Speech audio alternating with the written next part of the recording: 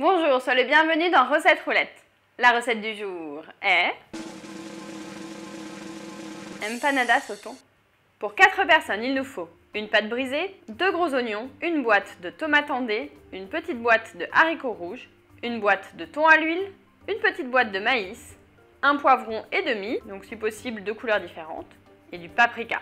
Je vais commencer par faire revenir les oignons et les poivrons dans un peu d'huile. Mais avant tout ça, il va falloir les découper en morceaux.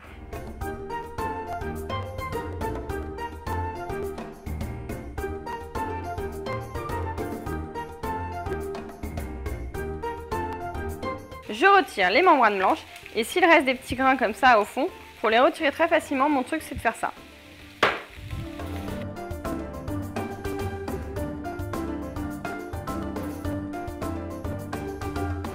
J'ajoute les poivrons, je laisse revenir comme ça pendant 5 minutes et ensuite j'ajoute tout le reste des ingrédients de la farce, à savoir les haricots rouges, la tomate et le thon. J'assaisonne de paprika et si tu aimes les sensations chaudes, tu peux aussi ajouter du piment. Je laisse maintenant cuire pendant une demi-heure à feu doux, je surveille et je mélange régulièrement.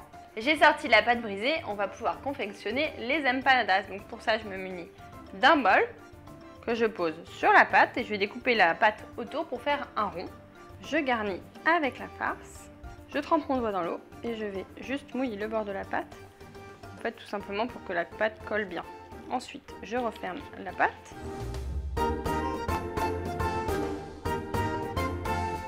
Et je vais m'aider du bol pour venir presser les bords de la pâte l'un contre l'autre. Et je peux légèrement replier les petits bords pour que ça soit plus joli. Je les dispose sur une plaque à four. C'est parti pour 20 minutes de cuisson à 205 à 210 degrés. Les empanadas sont prêts, j'ai hâte de savoir ce qui se cache là-dessous. Pas toi? Bon allez, si tu as d'autres idées pour les farcir, n'hésite pas à me le dire dans les commentaires et je verrai ce que je peux faire. Si tu veux une autre idée recette avec du thon en boîte, je te conseille de faire les rillettes de thon ou alors les briques au poireau et au thon, qui sont absolument exquises.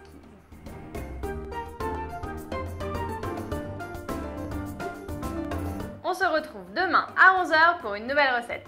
Et si tu ne veux pas en rater une miette, un conseil, abonne-toi à la chaîne Marmiton.